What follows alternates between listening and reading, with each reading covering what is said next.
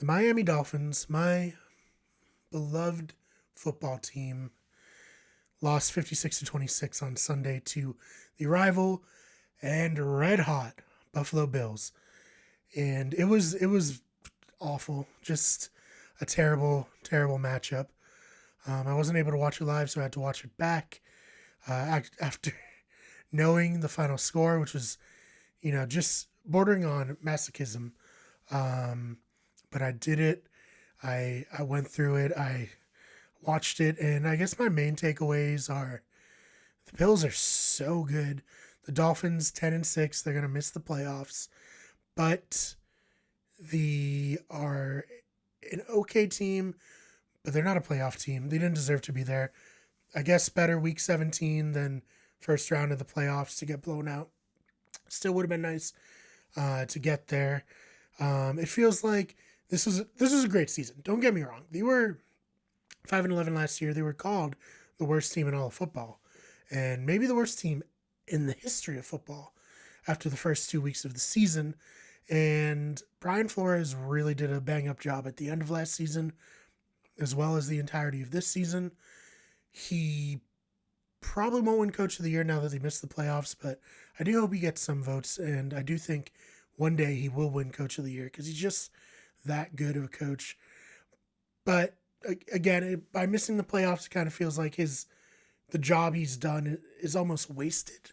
I don't know if that's the right way to put it, but him, Xavier Howard, 10 interceptions, most since Antonio Cromartie in 2007. But again, we were talking about maybe he could be defensive MVP.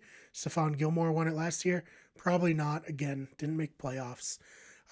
It's, of course, always a bitter pill to swallow where they went 10-6, which would get you into the playoffs in a lot of years, and would have easily gotten them into the playoffs had they been in the NFC, where we have the Washington football team getting in at 7-9 and the Chicago Bears getting in at 8-8. But I digress. You can only play who's in front of you, and you can only play in the conference that you're in. The Dolphins, at the end of the day, they didn't get it done. A lot of the players and coaches have publicly said, like, yeah, we didn't get it done. We didn't play well. We don't deserve, the pity of missing the playoffs. And I think that's a good attitude. A lot of people are saying Tua is a bust straight up. I don't necessarily buy into that at all. I think he had a bad game. One interception was a poor throw that bounced off the hands of one of his receivers and was intercepted. The other, Devontae Parker, just fell down and it was intercepted. And then the third interception he threw was a bad pass. He did have a nice touchdown in garbage time. Not that that really matters, but, I think it's still valuable to have gotten him experience. I know a lot of people want to say they would have made the playoffs had Ryan Fitzpatrick been the starter. I love Ryan Fitzpatrick. I don't necessarily believe that's a slam dunk 100% thing. I just think he's a good player who is capable of playing really, really poorly at times. And there are certain games that I do feel like Tua, by playing more conservatively, gave the Dolphins a better chance to win than Ryan Fitzpatrick would have had he been in there.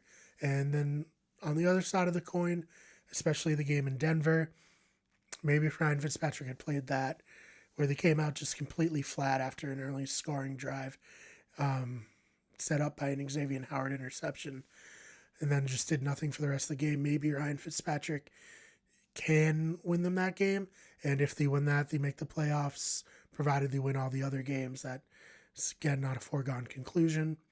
It's so hard to play this hypothetical game of whether or not the Dolphins would have made the playoffs with Fitzpatrick. And in saying that, I think it was very important to get to some help. Well, it's going to be very important to get to some help in the future, primarily around wide receivers and also offensive line. He has one of the lowest average time to throws, as well as, I think, the lowest average separation for his receivers. So that's a really bad combination, of course.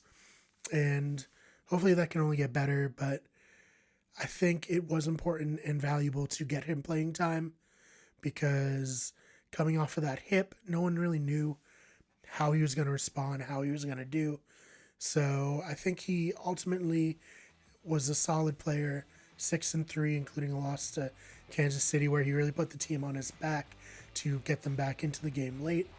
And I'm happy with Tua. I know Justin Herbert has extremely flashy numbers, though in fairness, when he played the Dolphins, he did look not great until garbage time, where he threw for a majority of his, well, maybe not a majority, but he definitely padded the stats in garbage time of that one. So I'm still happy with Tua. I still would be interested to see him get better weapons and be given a real shot with an off-season, more time away from that devastating injury he suffered at Alabama. And I think, all things considered, the future is very bright in Miami, but the present, and especially that 56-26 game, was especially good. Hey, thank you so much for checking out that clip. If you liked it, check out the full show. Link in the description down below on iTunes, Spotify, and if you're looking for not just sports news, but also movie and video game news, as well as Let's Plays, why don't you check out the main channel, Wicked Good Everything. And we will see you in the next one.